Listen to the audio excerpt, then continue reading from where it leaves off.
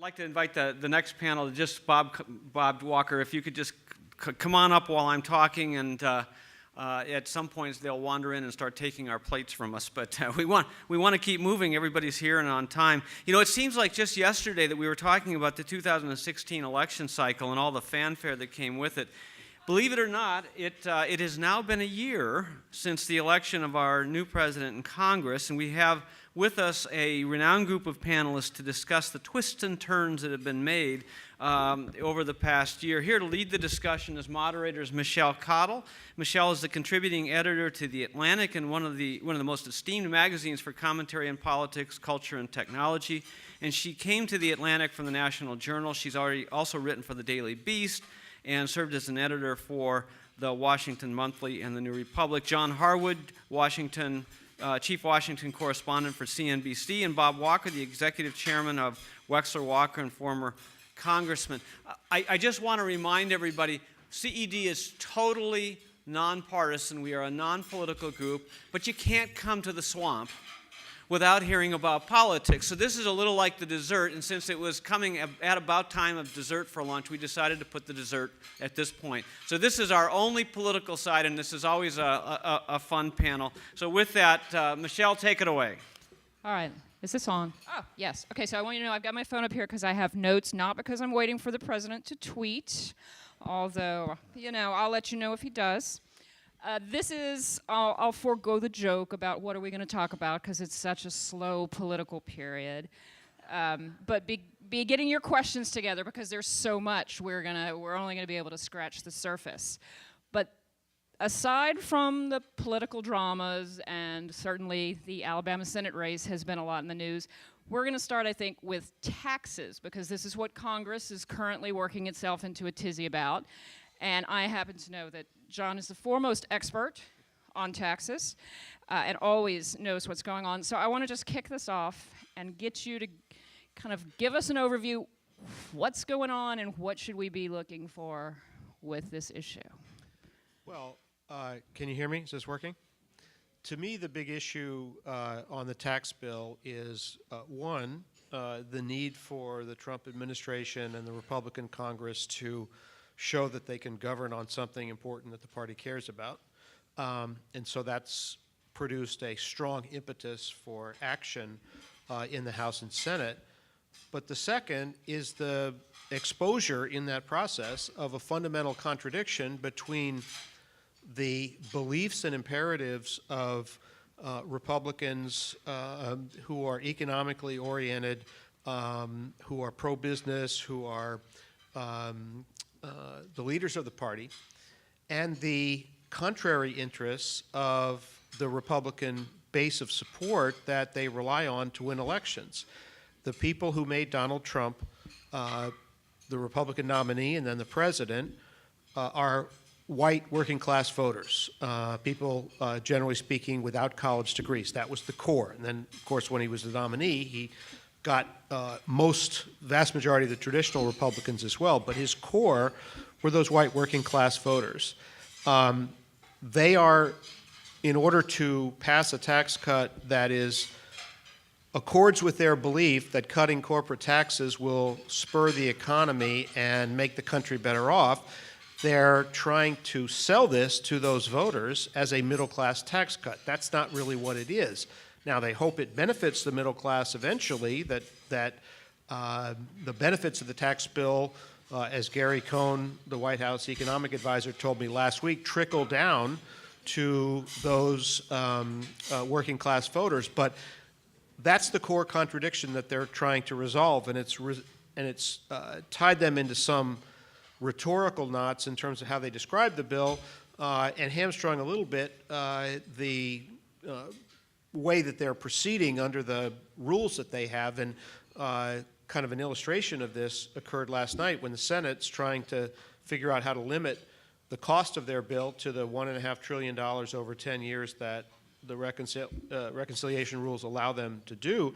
They came up with the solution of making the individual tax cuts temporary while the corporate tax cuts are permanent. That is a challenging message to sell, so it may not prevent them from passing the bill, but it's certainly going to be debated heavily in 2018. Now, what are you hearing in terms of what will be the stickiest bits? Well, in my view, the stickiest bit that they've got in the House right now is the state and local tax deduction that they wanted to remove. That's a major hang-up for people who come from high-tax states. That's been the difficult one to work out to get them the votes they need to pass the House bill. Look, I mean, part of the problem here is that they're trying to call this tax reform. This isn't tax reform. This is a tax cut that they're working on. That's always a tricky process. You know, I start always from the premise is if you put the word "the" and IRS together, it comes out as theirs. The fact is that's the atmosphere in which you work on things where you're attempting to cut taxes. John's right. I mean, they are trying their best to work a structure that provides some benefits to individual taxpayers. But at the base is the need of this country to get its corporate tax structure in a place where it can compete internationally. You can't do that with the highest tax in the world. And so part of this is very much aimed at assuring that the economy can grow in the future. You can't grow while you're taxing the investment that's needed in new technologies and new directions back into the government, which is one of the worst places in terms of the efficiencies needed to compete in the new economy. And one just postscript before to what the congressman just said, highlighting the contradiction. If you ask those Trump working class supporters, the vast majority of them say that taxes on corporations and on wealthy Americans should go up, not down. And so there's a big sales job legislatively and politically for them on this point. So what do people think the best role for the White House should be in all of this? De minimis. The president has not helped the legislative process. Generally speaking, during his first year, he's mainly created headaches for Republican leaders in Congress. And it seems to me that Paul Ryan and Mitch McConnell, within the constraints of the chambers that they lead, have got a better grasp on how to move forward than the president does. And the president, now, one thing the president can do, here's the paradox. Even though Trump supporters do not want the things, when you ask them, that are in the tax bill, they are the greatest supporters of the tax bill. If you parse out the electorate, what you find is there's a new Quinnipiac poll out today that shows 2-to-1 opposition to the Republican tax bill. When you parse that by minority voters, white college-educated voters, and white non-college voters, the white non-college voters, even though they get the least in the bill, they break even. The others are what drive the 2-to-1 negative, including white college-educated voters. And we saw that, by the way, in the results in Virginia and New Jersey last week. So President Trump has the ability, may have the ability, I'm not sure of this, because more exposure of the details might have an effect on support for him and an initiative that has his name attached to it. But at the moment, the paradox is that those working class voters are the least opposed to this bill of other groups.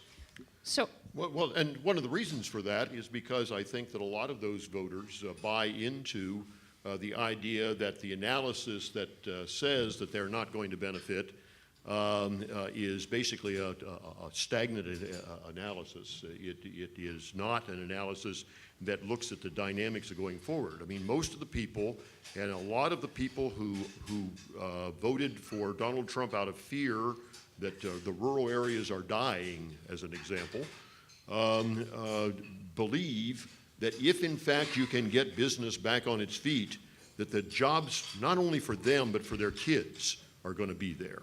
And at the end of the day, some of them are wiser than we give them credit for in terms of recognizing that the route we're on right now has allowed us to stagnate in ways that are detrimental to them. And at the end of the day, what they want is a dynamic, growing economy that they think they can benefit from. Let me offer two additional data points, neither of which bears on the question of whether the congressman's argument is correct. That is to say that cutting the corporate tax rate will, in fact, have a positive effect on the economy. If you ask in polling, if corporations get a tax cut, will you get a raise? People overwhelmingly say no. So personally, I believe the reason that you see those numbers of those working class supporters backing the tax bill is that we call it, when we poll, the Trump tax bill, and they support Trump. It's not about the details of the tax bill. Second data point is yesterday, Gary Cohn was speaking, and some of you may have seen this clip, at a Wall Street Journal CEO conference, and one of my old colleagues at the Wall Street Journal, John Bussey, asked the assembled executives in the room, how many of you are going to increase capital investment and job creation if you get a corporate tax cut? And in this room full of executives, like 2 people raised their hand. And Gary Cohn said, hey, where's everybody else's hand?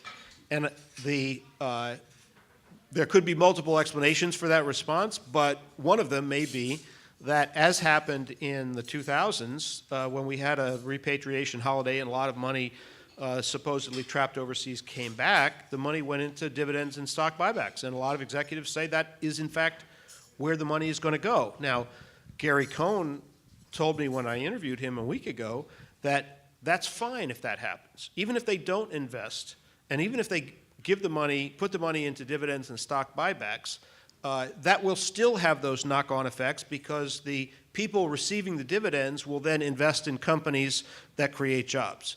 But that's a bank shot. It's not a direct effect. Okay, so the intentions aside and what will be the result of the corporate tax cuts, it's going to be a tough sell, period. And anytime Congress starts talking about taxes, people lose their minds. I mean, every item has a constituency. You try to do something that seems completely sensible. Suddenly, they've manned the battlements. But no matter what's in it, if they don't pass it, the Republicans are in a world of hurt come the midterms. So what are you thinking in terms of the calculation, especially in the Senate, where they're like, well, this is an unpopular bill, this is going to cause me trouble with this constituency, but if I don't pass this, then we look like complete incompetent losers? Gently. Well, I'm going to be more interested in the congressman's response to this than mine, but let me just say briefly, I do believe that Republicans have persuaded themselves of that argument, that it would be calamitous if they don't do it. On the other hand, it may be calamitous if they do it, and the elements are lining up for a very difficult midterm election for Republicans in any event. So is it better to say, yeah, we did something, and then the opponent says, yeah, you gave corporations a big tax cut and you're going to raise my taxes in a few years when my individual tax breaks expire?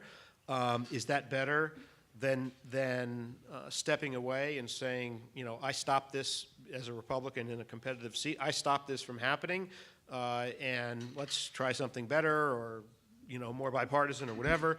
Obviously different calculations in primaries versus generals, but they're in a tough spot either way. Well, first of all, I think the Republicans have convinced themselves that they need to do this as a part of their 218 campaign, but more importantly to them, they need to do it because that's what they promised to do in the election in 2016, and it's what Donald Trump promised to do in 2016. One of the reasons why you're not going to get tax reform is just as was described. Tax reform does bring everybody out of the woodwork that wants to preserve that which they have inside the bill or inside the code at the present time. In this case, it's easier to argue that you're going to cut taxes across the board and that you're going to produce economic growth in that manner. So I do believe that the Republicans will unite and will pass a tax cut bill. I also believe that sometime in 2018 they will pass a health care bill. I think that there is a lot of momentum toward at least going into 2018 being able to say, we told you what we would do in 2016, and we're going to do it, and we're going to put it on the table in ways that we think the American people will respond to. Well, that was my next question, because part of the pressure, of course, is that they promised for years that as soon as they had unified control of government, nobody was going to have to deal with Obamacare. And of course, the Obamacare repeal turned out to be a smidge more difficult than anticipated. And so why do you think that's going to be easier next year? Or what do you think is going to be the new direction they go in? I mean, I've talked to Republican senators who from the beginning have said there's not going to be any legislation. It's just going to be handled through Health and Human Services because we can't get our acts together. Well, look, the fact is that the Obamacare is coming apart. It's economically unsustainable in its present form, and so some sort of reform needs to take place. The bill, I think, will make certain that some of the things that are wrong with the present healthcare system are dealt with.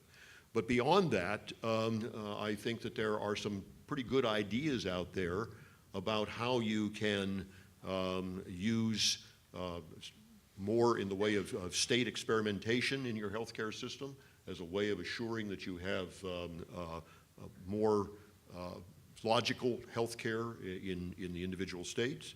I think that the idea of having affiliated groups be able to operate in the same ways that you have industrial and company healthcare policies work. There are a number of ideas out there that could be incorporated into a bill that will change it substantively. But why didn't they do it this time around? They only had 7 years to prepare. Well, look, I think there was a mistake made of not having an agreed upon bill.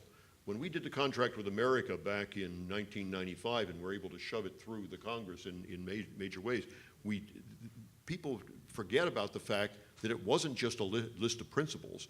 We developed specific legislation to go along with those principles. And we said, we will pass these bills in exactly the form that we're presenting them to you on the campaign trail.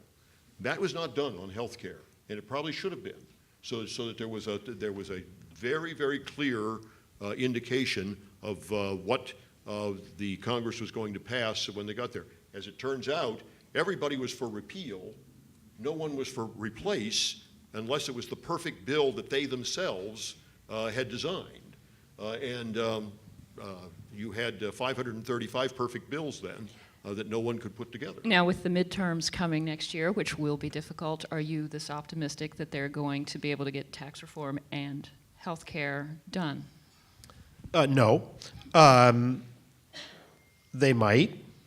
And I have to say, I think the congressman has more experience on both sides of the line than I do, because he survived the showdown at Gucci Gulch in 1986, and you voted for the bill, right? Yep, sure did. And now he is a commander of the Gucci Gulch forces in the tax debate.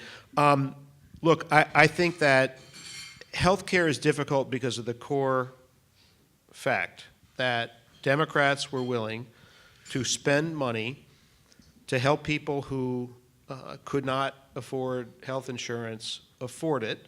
And one of the ways they did that was by requiring people who didn't need health care as much to buy insurance. And if you start pulling the pieces out of that, then you lose the ability to use collective action to provide health care to people who need it desperately, and it's very high cost.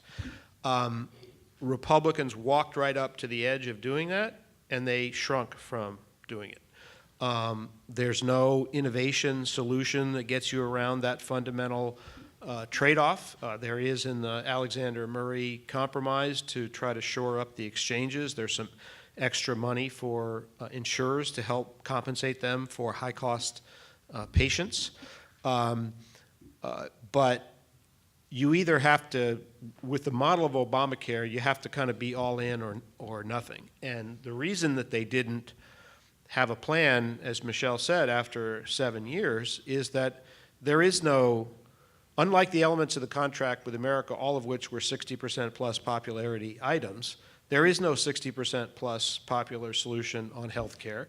And it was kind of interesting. The congressman's former colleague, John Boehner, was interviewed right after Trump came into office, and he laughed when he was asked, are they going to repeal and replace Obamacare? And he said, of course not. We don't like health care. We don't, that's not our issue. We don't have anything that we're for.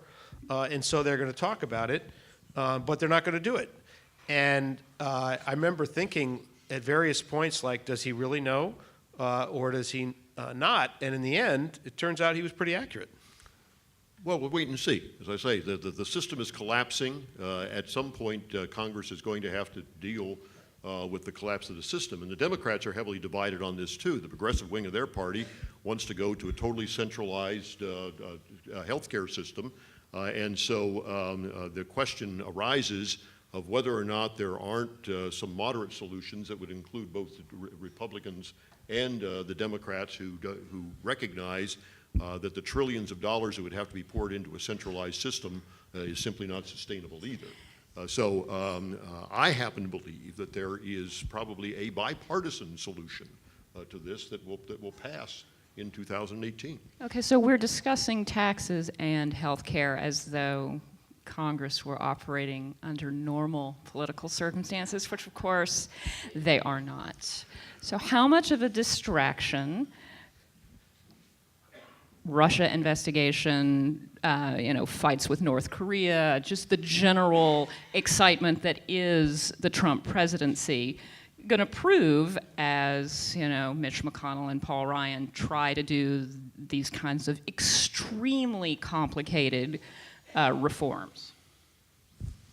Well, obviously the political atmosphere plays a role in what happens, and so the controversies that surround the Trump administration certainly have a political dimension to them as well. On the other hand, while all of this is going on, President Trump, popularity with the groups that John was talking about, has been enhanced because he is doing the things that he said he would do.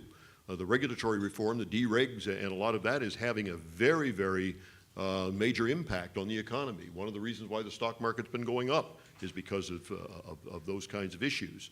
Now, Donald Trump creates controversy every day with a tweet that simply blows out the entire political discussion. He did that during the campaign. I worked on John Kasich's campaign. The only thing the press wanted to talk about during that campaign is, Governor Kasich, what's your reaction to Donald Trump's latest tweet? And as a result, he got $2 billion worth of earned media. John got $48 million, I think. And that's continued into this administration, and it does in fact throw off the ability to keep the message focused on what it is that is happening in Washington and legislatively. But having said that, the chances for something to emerge in the domestic policy area, I think are good. In foreign policy, I think that Donald Trump has been far more remarkably successful than he's being given credit for. The fact is that some of the stances that he's taken, I think, for instance, of NATO, where everybody said, oh, you can't go to them and say to them that they've got to meet their 3% obligation. Well, guess what? He went to them and said exactly that, and that's what they're doing. They're moving heavily in that direction at the present time. The ability to put together a four corners surrounding of China in Asia emerged in the last few days as being something that is going to perhaps convince China that they've got to take the action on North Korea. And so there are some fairly significant things happening out there that I think President Trump has not gotten enough credit for, but that's partially because he blows his own message out of the water every time he does a controversial tweet. Well, I think on the distraction point, especially with regard to Russia, I think that has the potential to be an extremely serious problem for the survival of the Trump presidency. I think Bob Mueller is serious as a heart attack, and we've seen that from the beginning of his prosecutions with Manafort and Rick Gates and George Papadopoulos. However, I think the Republican schedule that they're trying to meet, and they're doing better than I would have expected in keeping that schedule, is trying to get out ahead of that problem. So if they pass this House bill this week, tomorrow is what their plan is, so they pass the Senate bill out of committee this week and then move something on the floor after Thanksgiving, they have the possibility, which I never would have thought possible, to finish this by the end of the year. And that may allow them to have banked something for bad times to come from Bob Mueller. And interestingly, one of the things, there was an article recently in the Weekly Standard by Matt Latimer, who is a former speechwriter for President George W. Bush, and he said Donald Trump's going to regret it if they pass tax reform, for the reason that that is the last thing binding them to, binding Republicans in Congress to the president. And if, in fact, they get that done and he signs it, they will cut him loose when Mueller comes forward with what he comes forward with. I don't know if it'll play out that way, but I thought that was an interesting argument. So getting Big P, oh, go ahead. Okay, well, just to react on Mueller, I mean, I happen to believe that Mueller is an honest guy. And I think that when Mueller is done, it'll be a pox on both houses, both the Democrats and the Republicans, because the fact is that there is evidence going both ways on what happened with the Russians during the last campaign. And so I think Mueller is already moving against some people who are prominent Democratic operatives at the present time. The problem with special prosecutors or special counsels is they have a broad mandate. No one can have any idea what roads they will take and where they will seek out the prosecutions that they want to get. And my guess is that there are going to be some surprising people who could get an indictment against them out of this special counsel, and they won't all be people from the Trump administration. Okay, so getting Big P political, I think that that's entirely possible. And if Hillary Clinton were president, as Donald Trump's tweets seem to suggest she is sometimes, that would be a bigger deal.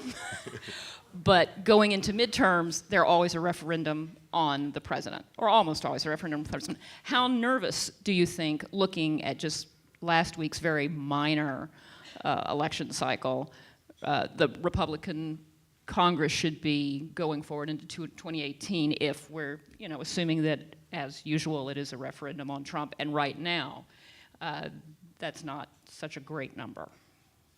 Well, I mean, I would look at those elections statistics and be very concerned about the structure that led to that kind of a defeat in this election year. But I don't think that it's entirely attributable to President Trump, or I think it's more attributable at the present time to the fact that the Congress hasn't given President Trump his agenda. The people that I find up in Pennsylvania who are the angriest are the people who come to me not complaining about Donald Trump, they're complaining about the Congress that won't do what Trump had told them that was going to get done. And so that's the reason why I think that they've got some problems in the 2018 midterm, and the reason why they have to get some things done that give them a record to run on. Now, certainly he has not been shy about throwing his own Congress members under the bus when things have not panned out. I mean, but that's another reason for them to be even more anxious. That's right. And I think a Trump effect is not mutually exclusive from a Congress effect. Donald Trump is the most unpopular first-year president in the history of the country since we've had polling. He is at 37% today in the Gallup poll, 57% disapprove. His numbers are terrible among white college graduates, among women, among minorities, among independents, among moderates. What drove the results in Virginia, for example, was not the Trump base, the white working class voters. Those voters came out in decent numbers for Ed Gillespie, but there was a surge of voting by college-educated white suburbanites against Ed Gillespie for Ralph Northam, and part of that, a substantial part, told exit pollsters that was to send a message against Trump.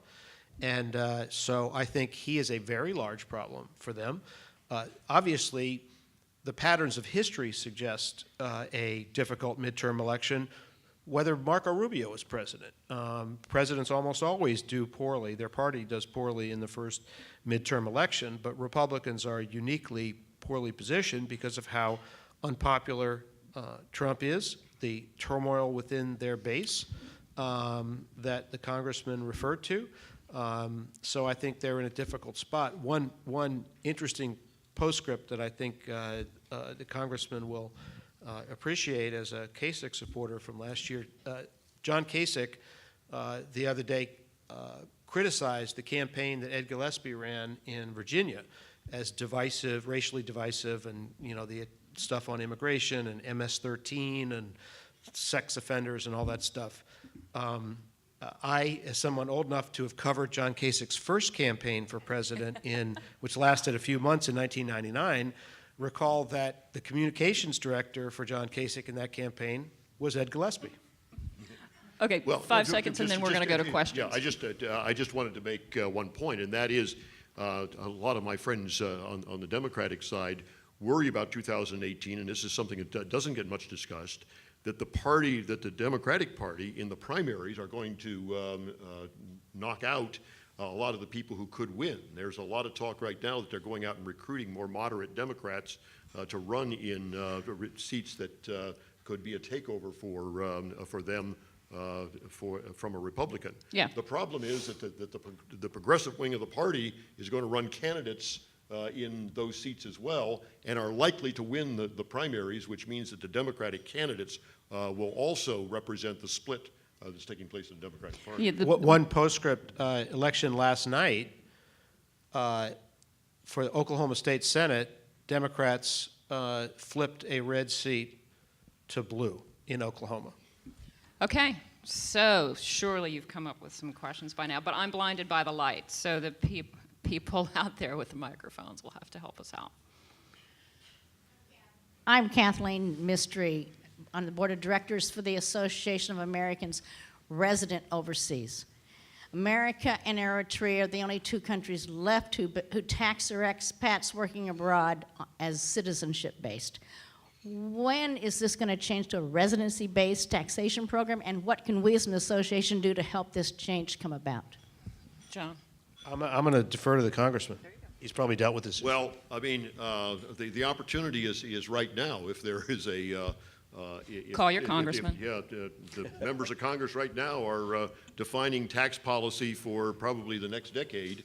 So the opportunity is there, and the chances of getting something singularly done on a tax issue are de minimis. You have to be a part of the overall tax package to have a chance at getting that done. Radio. Okay, thanks. Hard to tell. Thank you very much. One of the issues, giant issues, if I may, with the tax bill is that many of the cuts that the Trump budget makes actually severely hurt the economy and the United States' position in the world economy. including investments in energy, cutting ARPA-E, reducing the energy investment. A lot of innovative dollars are being cut, cuts to the labs, et cetera. What will be the impact of that is down the road, and yet we're living obviously in a short-term society. So how do we, as the business community that cares about innovation and driving the economy, intervene as a constituent to try to move that Titanic away from that iceberg? Let me refer to a comment that Lamar Alexander made to me in an interview the other day, which will air shortly, because I was asking him that same question. Lamar Alexander, Republican senator from Tennessee, had a strong record on education and economic development as the governor of Tennessee. And I asked him about the priorities in the Trump budget and whether or not they, in fact, would retard economic development. And his answer was pretty blunt. He said, we don't pay any attention to what's in the Trump budget. What we appropriate is the law. He has proposed a budget, and that budget is not going anywhere. So, for example, he was referring to big cuts in big increases in biomedical research that the Congress has enacted, and he said that that reflects a bipartisan commitment that is not going to change regardless of the signals that the Trump administration may want to send with its budget. But Congressman Walker may have more detailed information about this. Well, first of all, I mean, I don't know any presidential budget that's come to Capitol Hill in the last 20 years that Congress hasn't said we're not doing that. The fact is that presidential budgets out of OMB take a lot of steps that Congress simply isn't willing to go along with, and that's been a general pattern. But in attempting to change a tax structure to simplify it and make it more economically viable, the fact is that a lot of these individual pieces in the tax code are under assessment. And you know, I happen to believe that with the rapid change in technology, we sometimes retard our ability as a country to respond to the global market when we have these carve-outs that refer to an economy that was, not the one that is. And so we've got to have essentially more flexibility. That's what they're trying to build into the structure at the present time to allow vastly more innovation that doesn't depend upon government decision-making before you get the money. Because there's just a fundamental fact here. Government cannot move at the speed of technology. That's just a reality. And we cannot allow government to retard the ability to be competitive in global markets where there are some countries that are moving at the speed of technology at the present time.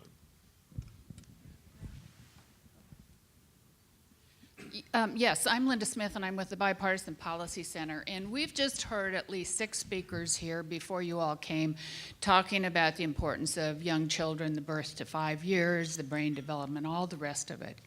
But we as a nation continue to just neglect this population in terms of our investments in them. And in the current tax debate, there's 2 credits that are important to children and to families, the child tax credit and the dependent care tax credit. One is flat, and the other one has got a minimal increase in it. And I'm just curious as to why you both think that this is, why we can't get traction in terms of investing in our children. We've heard about the workforce, they're the future workforce of this country. I mean, it just goes on, and yet we don't make any progress in this area, and I don't see a champion up there right now for this issue.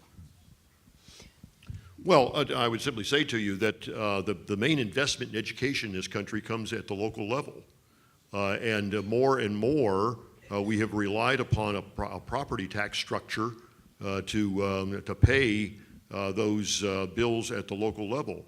One of the things we've got to do is give people more money in their pockets so that they can, in fact, afford to pay for local schools, and that's where the activity is.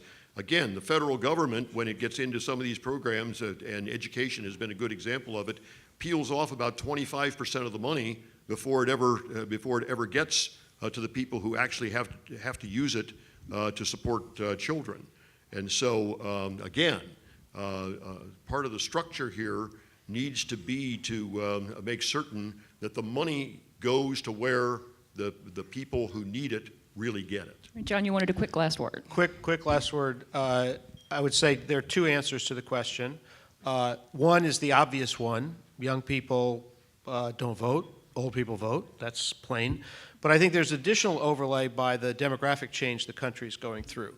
And that is that young people in this country are now vastly disproportionate to the general population, Black and Hispanic and Asian, where older people are vastly disproportionately to the rest of the country, white. The Republican Party, which is in control of the White House and the Congress, is an overwhelmingly white party. They get minimal support from African Americans. They have more hope for expanding their support among Hispanics, but at the present time, they don't get all that much. And I think the overlay of age plus the partisan dynamics contribute to the lack of investment in younger people. All right, well, that's it. Thank you, gentlemen. I'm sure in 6 months we'll have a lot more to talk about.